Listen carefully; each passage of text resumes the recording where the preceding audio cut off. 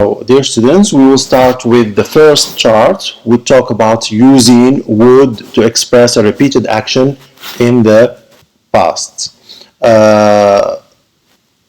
So here we have two things. So we have the first thing, which is repeated action in the past. So we are going to talk about an action that was repeated in the past. And the model we can use for this kind of situation is the model would. Okay, just would. Okay, without to. Okay, would to express a repeated action in the past. For example, when I was a child, my father would read me a story at night before bedtime. So when I was a child, at that time, there was a kind of a repeated action that my father used to do, which is would read me a story at night before bedtime. When I was a child, my father used to read me a story. So normally, the famous type of model that we use for this kind of repeated action in the past is the model used to. Okay, used to followed by a verb. Used to read me, used to do something, whatever. Now what we learn in this chart is that we can also use the model would followed by the verb for expressing a repeated action in the past. So would can be used to express an action that was repeated regularly, like a habit in the past. Okay, habit in the past. Like habitual. So when we have like this kind of situation, it's kind of habitual past. Repeated action in the past, it has the same meaning as this. Okay. Repeated action means habitual past, habitual action in the past.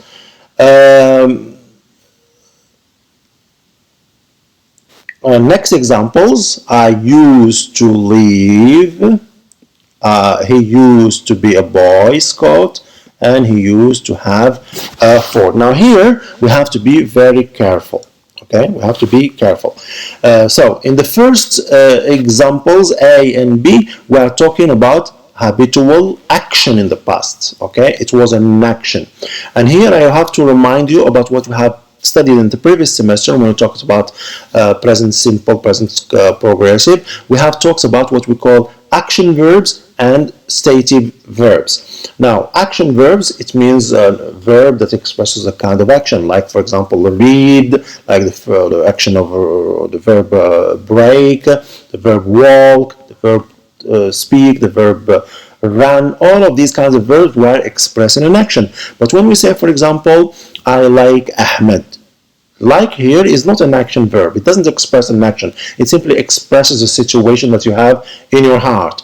I know Ahmed. I know Ahmed. The verb know here doesn't express an action. It simply expresses a situation that you have in your mind. So know and like are stative verbs, but read, walk, run, break, etc. They are action verbs. So when we are talking about a repeated action in the past, we can use would and we can use used to. We can use both of them. But when we are talking about a situation in the past, like here, I used to live in California. Live is a situation. Used to be a scout is a situation. To have a fort is a situation. You are simply expressing a situation in these three types of sentences. So in this case, you can't use would. You can use only used to followed by the simple form of the verb. Used to be, used to have. So to express past situations, okay, past situations or states by opposition to repeated actions in the past, habitual actions in the past. So in this case, we can use only used to is used, not would. It is not possible to use would for this kind of situation. This is it for the first chart of this second part on models. We continue with the next chart, which is about expressing necessity, advisability, and expectation. So we have already seen these in the first part. You remember necessity, talking about expressing that something is necessary, when you want to express an advice, and when you want to express expectation. Now what we want to do here is how can we express these types of modalities, attitudes in the past. Here we have a number of examples. We have present situation and we have past situation, present and future situation, opposition to a past situation. Now, for example, for necessity, if you remember, we have said that for expressing necessity, we can use the model must, we can use the model have to, we can use the model have to, have got to. These are the models we can use for expressing necessity. Now, in the present, these here they are again. So we have has to get a visa, has got to get a visa, must get a visa. Julia has got to get a visa, Julia has got to get a visa, and Julia must get a visa. So this is how we can use necessity in the present or future. Now, if you want to express the same thing for the past, necessity in the past, now there is only one model that we can use, which is the model had to for the three of them. So we can say Julia had to get a visa. Past necessity, this is the rule. We have only one model for the three of these here. We can simply say had to in the past. And the meaning is expressing necessity.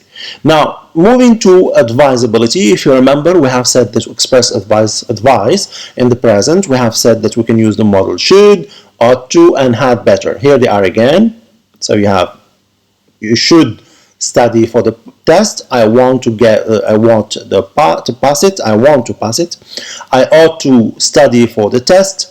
I had better study for the test. This is what we have said. Now, if we want to use this, express this advisability in the past, now this is the way to go. Okay, this is the rule. This is the rule for past advisability. So we have should, the model should, or the model have to, followed by auxiliary have in the present simple, and then followed by the past participle of the main verb, whatever verb you have. Now, example, I should have studied.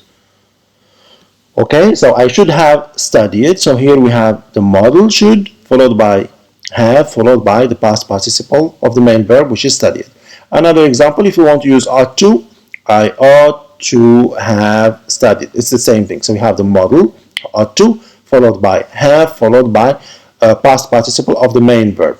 Negative form, you simply put the negation after the model. Shouldn't, have, can't, and you apply the same rule again.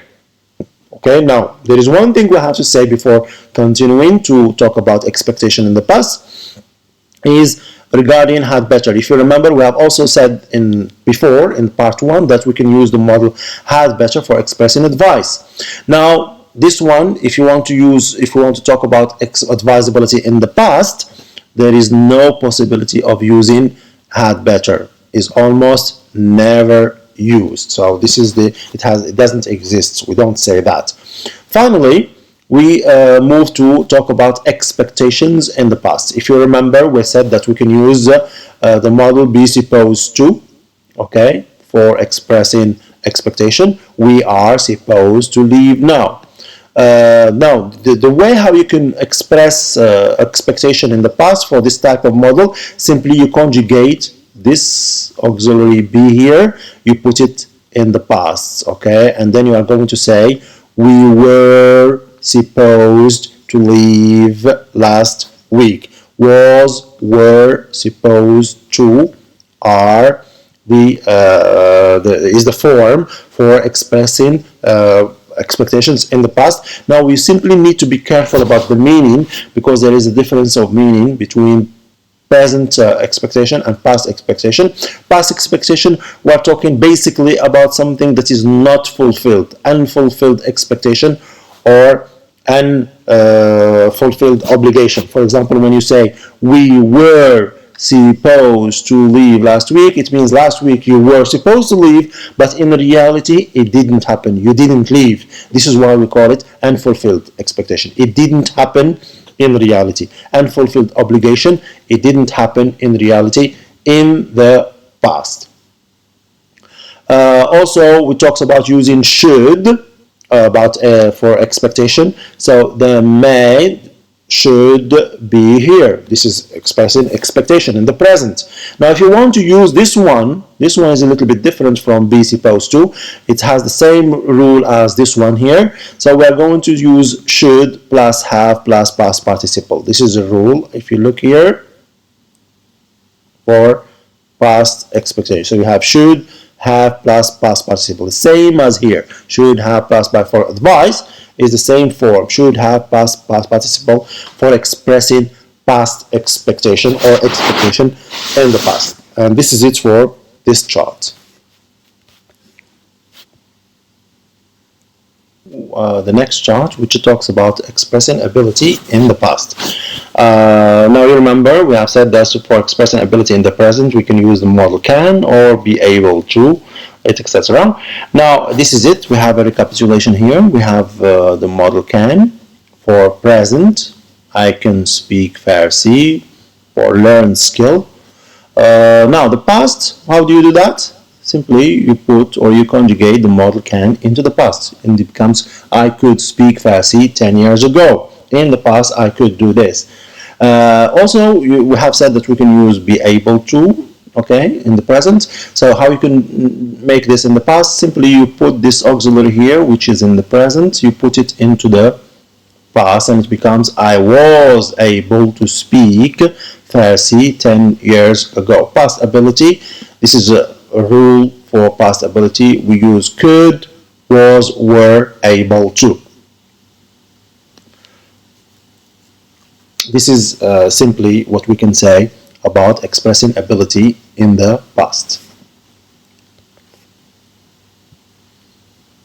Continue now with the next chart, which talks about expressing degrees of certainty in the present. So here we are going to talk about modality of certainty, sure, how much a person is sure, how much a person is certain about something.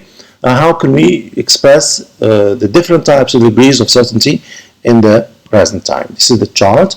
So we can either have the degrees that we can have, either 100% sure, and for this case we can use simply whatever verb we have. Like in this example we have he is sick.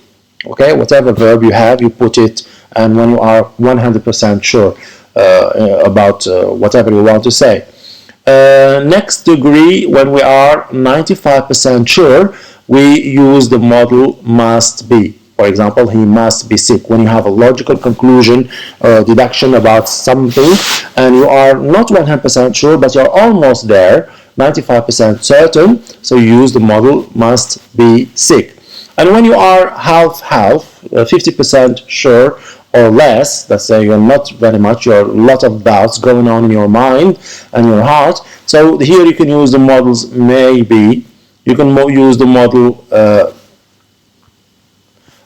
might, you can use the modal could be sick. So this is what we can say about degrees of certainty. For example, here, he must be sick. And we have said that we are 95% sure. Okay, strong degree of necessity. But when we use may, he may be sick, he might be sick, could be sick. So here we have, this is the rule for this. When we have, we say might or may and could express a weak degree of certainty. But must, it expresses a strong degree of necessity. Okay, strong degree of necessity about some kind of situation. Maybe sick. So these are the degrees of necessity in the present, of course. Okay. We continue with the next chart that talks about models expressing degrees of certainty in present, but now we focus on the negative form. Okay, and there are a little bit of differences in the use of models between the affirmative form, okay, and the negative form. So for regarding the level when we are 100% sure, like in this example here, Sam isn't hungry. Okay, so we do the same as we have said for the previous chart when we talk about degrees of certainty in the present in the affirmative form. So we simply take the verb and put the negation next to it when we are 100% sure. When we are a little bit less sure than that, and we are simply like 95, 99% sure, which means almost 100% sure, there is a very little doubt about whatever statement you want to say. So here we use the models couldn't be and can't be. And then we have the level when we are 95% sure. Here we use models must be or must not be hungry. Sam must not be hungry. You are also very much certain, but not 100%. There is a little bit of doubt in there. And when you are half again, yeah, there is a lot of doubt going on in your mind and heart, like 50% sure or less. So we use the models may not, might not be. Sam may not be hungry. Sam might not be hungry. And here we have in these sentences, we simply have elaboration of these examples here. Sam doesn't want anything to eat. He isn't angry. He told me his stomach is full. I heard him say that he isn't angry. I believe him. Now, in this sentence, there is a proof, a very strong proof, okay, that he is hungry. I heard him say that he isn't hungry, and that's why I am very much sure about the fact that he isn't hungry. So that's why I use the verb is with the negative or the negation, because I am very much sure. I heard him say that, so I am very much sure, 100% sure. There is no doubt about it. In the next statement, Sam couldn't or can't be hungry. That's impossible. I just saw him eat a huge meal. So here, for example, this person speaking saw Sam doing or eating a huge meal. And we know that, naturally speaking, a human being, when he eats a huge meal, of course, the person isn't hungry after that. Okay, he's full. He can't eat anymore. So there is a very high percentage of certainty here, which is like 99% sure, but still not totally sure. So we use the models couldn't or can't be hungry. Then Sam isn't eating his food. He must not be hungry. That's the only reason I can think of. So here there is no proof for me to be very much sure, but I'm simply making a logical guess, logical conclusion about Sam, because why he is not eating now. I'm saying that he must not be hungry now, okay? But then when we are very much doubtful, that is, say we are 50% sure and less, now we can use may not, might not be hungry.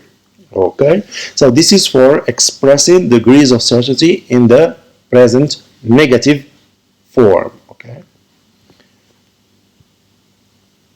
with the next chart about degrees of certainty now in the past. So we also have the same thing as we have had before in the previous chart when we talked about degrees of certainty in the present. So we talked about degrees of certainty in the present in the affirmative form and degrees of certainty in the present with the negative form. So the same thing is applicable here. We're going to do the same thing and see how degrees of certainty in the past within affirmative form, what are the models used, as we have these two rubrics here. Okay, this is the first one, affirmative, and then past time with the negative form. So if we are 100% sure, so we use simply whatever verb we have, we put it in the past. For example, here we say she was sick. Then when we are 95% sure, almost sure, there is a lot of certainty going on, but not totally certain, we use this structure, must have been. So we use the modal must, followed by have, followed by been, and then you use it in a sentence. She must have been sick in the past. And when we are there is a lot of doubt going on in our mind and heart, we are 50% sure or less, we use may, might, and could, and we use the auxiliary have been with it, okay? This is the way how we can use models for degrees of certainty in the past affirmative form. Now, if we go into the past time, degrees of in the past time negative form. So again, we have when we are 100% sure, we simply put the verb as we have. We conjugate it, into the past. So Sam wasn't hungry. If we are 90% sure, Sam couldn't have been hungry. We use the modal could, followed by have, followed by been, and can't have been, okay? When we are almost sure. When we are 95% sure, we say must not have been hungry, because in this case we use the modal must, but since we are talking about past time, negative, must not have been hungry. Finally, when we are 50%, when we are 50% sure or less, so we use the modal may, and we use also the modal might, and then in this case we have to follow it with the negation, and then followed by the auxiliary have, okay, and then followed by the past participle of the verb that you have in the sentence. Sam may not have been hungry. Sam might not have been hungry. These are the models for expressing degrees of certainty in the past affirmative and negative forms. We continue with the next chart, models expressing degrees of certainty in the future.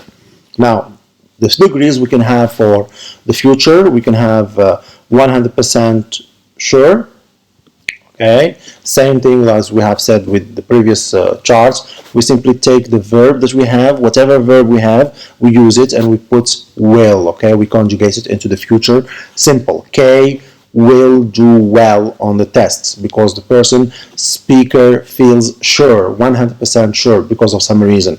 So K will do well on the test. 90% sure, there's a little bit of doubt going on, so we simply use the model followed by the infinitive without to. K should do well on the test, so we use the model should, or we can use the model ought to. K ought to do well on the test. The speaker is almost sure, okay, 90% sure. We use the models should do, ought to, and remember here we are talking about degrees of certainty for the future, okay? We're talking about future here. These kinds of scenarios, these kinds of statements, okay, they are about the future. And finally, when we are less than that, we are 50% sure or less about our statements, we can use the models may, might, could, okay, and then followed by the simple form of the verb. She may do well on the test. The speaker is guessing. It is simply a guess. It's not sure. Could happen, it could not happen. She might do well on the test. She could do well on the test. This is how we can use models for expressing degrees of certainty in the future.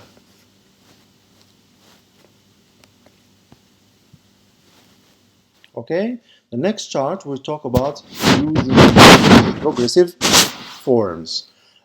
Is it possible to use models in a progressive form? Let's say long, something that takes time. The answer is yes, okay? We can use models in progressive forms. Example we have here. We have knock on the door lightly.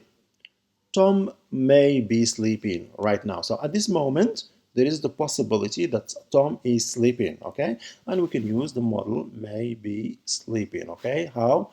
Model plus be plus ing form. It is similar to the use of present progressive, okay? Where you have I am going, I am sleeping, I am 18, etc. Now the only difference is that here we have to have a model, okay? A model before be and before the ing form of the verb. All of the lights in Anne's room are turned off. She must be sleeping right now. So another way, another example, a model, okay, making a logical conclusion about Anne. So she must be sleeping right now. So we have the model followed by be, followed by the ing form of the verb, meaning it is in action, in progress right now. This is progressive form of models. Sue wasn't home last night when we went to see her. She might have been studying. She might have been studying. Now, in these examples, we talked about progressive forms in the present. Okay, Tom may be sleeping right now. She must be sleeping right now. Okay, progressive forms of models in the present. Now here we have an example of progressive form of models in the past. Okay, so Sue wasn't home last night. Okay, wasn't home last night when we went to see her. So last night, our guess is that she might have been studying at the library. So what is the rule? This is the rule for expressing progressive forms in the past. We have the model followed by have been, followed by the ing form of the verb. Might have been studying. She might have been studying at the library. Joe wasn't home last night. He has a lot of exams coming up soon, and he is also working on a term paper. He must have been studying at the library. So this is the progressive forms of models, present and in the past.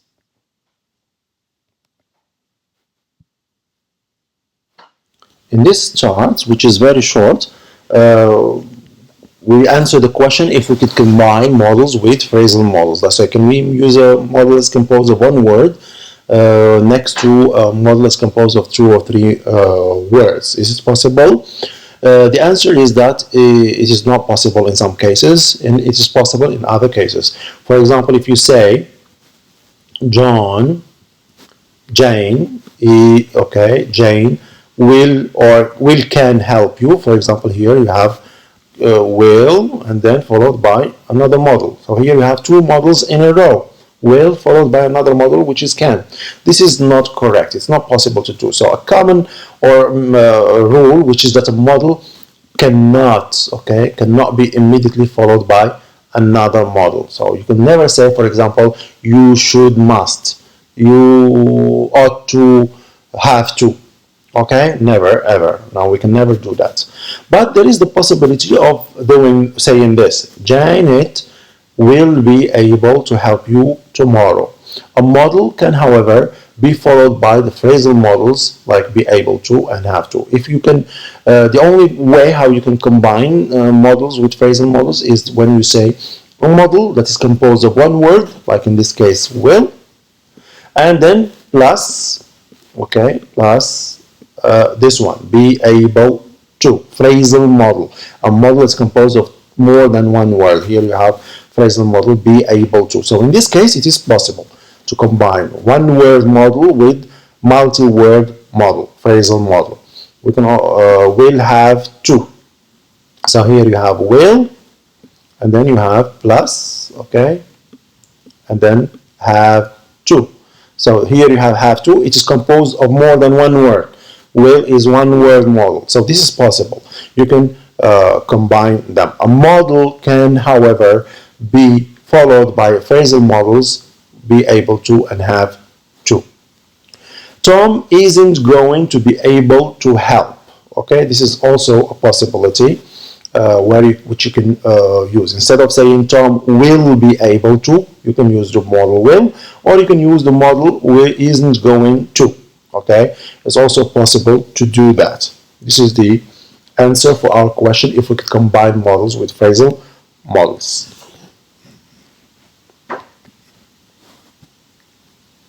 Chart, we talk about expressing models that are used for expressing preference, and here we talk about the use of the model would, rather, okay, would rather. So would rather, it means you use it when you want to express a preference. You prefer something over something else. Example, I would rather go to a movie tonight than study grammar. This person who is speaking here, he prefers going to a movie rather than studying grammar. So I would rather go than study. So here we need to be careful when we use this would rather. We have to do this, then we have to complete it. They go together. Another example, I'd rather study history than study biology. So here we have the model. Would rather study, you prefer this over studying biology. So we have to complete it. We have to say then what? I would rather do something than something else. So they go together. We can't just say I would rather study history, I would rather, okay? And this would rather, as we have said, expresses a preference. You prefer something over something else. Next example, the movie was okay, but I would rather have gone to the concert last night. Now here, in these two sentences here, we are talking about would rather in the present. Now in this sentence, we are talking about would rather in the past, okay? This is how you do it. You use the model would rather, followed by have, followed by the past participle of the main verb. So this is the past form of would rather, okay? Like what we have seen before for should and other models. So the past form is would rather plus have plus past participle. So when we want to express a preference about something in the past, okay, you prefer to do something over something else, we use this rule here, okay? And finally, the progressive form, if you want to use would rather in a progressive tense, long action or action in progress, the rule is would rather plus be and plus ing. This is how you do it. Example, I'd rather be lying on a beach in India than be sitting in class right now. So here we have the progressive form, would rather, followed by be, followed by past verb ing form. And we have to not to forget this, that we have to complete the sentence. Then they mean something else. They go together when we want to express a preference using would rather. And by this chart, we finish the last chapter or the second chapter on models or part 2. Thank you very much.